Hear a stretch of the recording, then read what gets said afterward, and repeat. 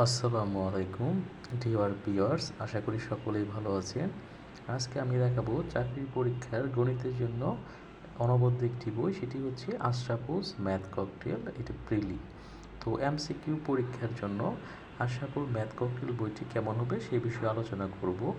Ashraful math cocktail বইটি BCS, primary, নিবন্ধন এবং নন ক্র্যাব অন্যান্য নিয়োগ পরীক্ষার জন্য এটা অত্যন্ত গুরুত্বপূর্ণ। এই বইটি দেখা যায় যে অষ্টম শ্রেণী, ষষ্ঠ শ্রেণী, সপ্তম শ্রেণী, নবম এবং দশম সকল বোর্ড বইয়ের অঙ্কও কিন্তু এই বইতে রয়েছে।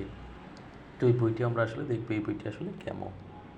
তো এই বইটির যদি আমরা শুরুতেই দেখি, তো বইটির শুরুতে আমরা যদি দেখি যে এই বইটির শুরুতেই আপনার সিলেবাসটা দেওয়া আছে, গণিতের যে মূল সিলেবাসটা আছে, অর্থাৎ পরীক্ষার যে সিলেবাসটা। তারপরে দেওয়া আছে সূচিপত্র সবগুলো বিষয় টাইপ আকারে দেওয়া আছে। পাটিগণিতে যে অঙ্কগুলো আছে বা বীজগণিত বা যেগুলো আছে সবই একদম টাইপ আকারে দেওয়া আছে। আপনারা দেখতে পাচ্ছেন প্রতিটাই টাইপ আকারে আছে। দেখেন প্রতিটা অধ্যায় কিন্তু টাইপ আকারে দেওয়া আছে। তারপর দেখেন এই যে বীজগণিতের সিলেবাসটা বলা আছে, এগুলো সবই টাইপ আকারে দেওয়া আছে। তারপরে দেখেন এই যে বীজগণিত, সরল সমীকরণ সবগুলো আসলে টাইপ আকারে, এবং তারপরে কিন্তু সবগুলোই কিন্তু সুন্দরভাবে সাজানো আছে। বইটা কিন্তু খুবই গোছালো। বীজগণিতে যে কত নাম্বার, কোনটা থেকে কেমন আসে, সিলেবাস অনুযায়ী সাজানো আছে এবং জ্যামিতি দেওয়া আছে। এবং তারপরে অতিরিক্ত কিছু দেওয়া আছে উচ্চতর গণিত, যেগুলো দেখা যায় বিভিন্ন পরীক্ষাতে এগুলো থেকে প্রশ্ন আসে। তারপরে বিগত বিভিন্ন পরীক্ষায় আসা যে আপনার পরীক্ষা কোন পরীক্ষায় কত সালে কতটা আছে সেটা দেওয়া আছে। তারপরে আমরা যদি পাটিগণিত দেখি, তাহলে দেখুন যে পাটিগণিতের থেকেও একইভাবে বিশ্লেষণ করা আছে কোন পরীক্ষায় কতগুলো আসছে, বাস্তব সংখ্যা, গসাগু লসাগু শতকরা, এবং কোন পরীক্ষায় কতগুলো আসছে। তো আমরা প্রথমত এটা যদি দেখি বাস্তব সংখ্যা, তো প্রথমেই তারা দেওয়া হয়েছে বাস্তব সংখ্যা থেকে বিগত সালে যে প্রশ্নগুলো আসছে, হ্যাঁ, এই প্রশ্নগুলো বিভিন্ন বিসিএস বিভিন্ন পরীক্ষায় যে আসছে সেই প্রশ্নগুলো দেওয়া আছে। এই যে প্রশ্নগুলো দেওয়া আছে বিগত পরীক্ষায় আসা, এই যে বিগত পরীক্ষায় আসা বাস্তব সংখ্যা থেকে প্রশ্ন। তারপরে দেওয়া আছে যে বাস্তব সংখ্যা থেকে যে অঙ্কগুলো আছে সেগুলো টাইপ আকারে ভাগ করা, যে কোন বিষয় থেকে বাস্তব সংখ্যার কোন বিসিএসে প্রশ্নগুলো আছে। এটা সবচেয়ে হচ্ছে ইউনিক এই বইটার। তারপরে শুরু হয়েছে বইয়ের অধ্যায় এবং টাইপ অনুযায়ী। প্রথমে মৌলিক আলোচনা করা হয়েছে, মৌলিক আলোচনার পরে শুরু হয়েছে বইয়ের অধ্যায়ের টাইপ আকার আলোচনা, যে টাইপ 1 দেওয়া হয়েছে, যে এই টাইপের যে অঙ্কগুলো আছে সেগুলো কিন্তু খুব সুন্দরভাবে মানে বিশ্লেষণ করা আছে, খুব সহজেই বোঝা যায়।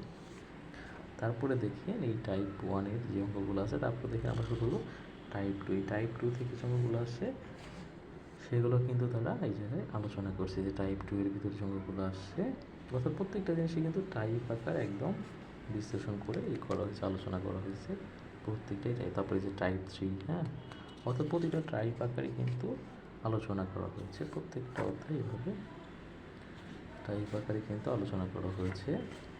তো এরপর যদি আমরা দেখি, দেখেন সবগুলো একদম টাইপ আকারে, হ্যাঁ, শতকরাটা খুবই সুন্দর করে লেখা, শতকরাটা খুবই সুন্দর করে লেখা হয়েছে।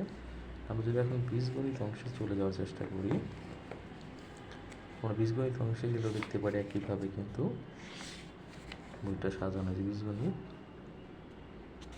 বীজগণিতও কিন্তু একইভাবে প্রথমে দেওয়া আছে যে বীজগণিতের যে, হ্যাঁ, বীজগণিত থেকে কোন বিসিএসে কতগুলো প্রশ্ন আসছে সেগুলো কিন্তু প্রথমে দেওয়া আছে। তারপরে যে অধ্যায় ভিত্তিক শুরু হলো বীজগণিতিক সূত্রাবলী, এবং প্রথমেই দেওয়া আছে বীজগণিতিক সূত্রাবলী থেকে যে বিগত সালে আসা প্রশ্নগুলো দেওয়া হয়েছে প্রথমে।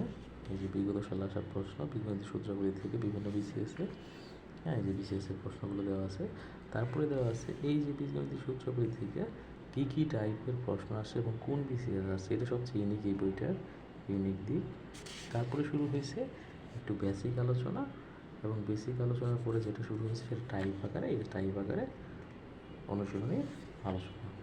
প্রত্যেকটা যে টাইপ 2, হ্যাঁ, তারপরে যে টাইপ 3, 4, এভাবে কিন্তু প্রত্যেকটাই টাইপ আকারে কিন্তু আলোচনা করেছে এভাবে কিন্তু।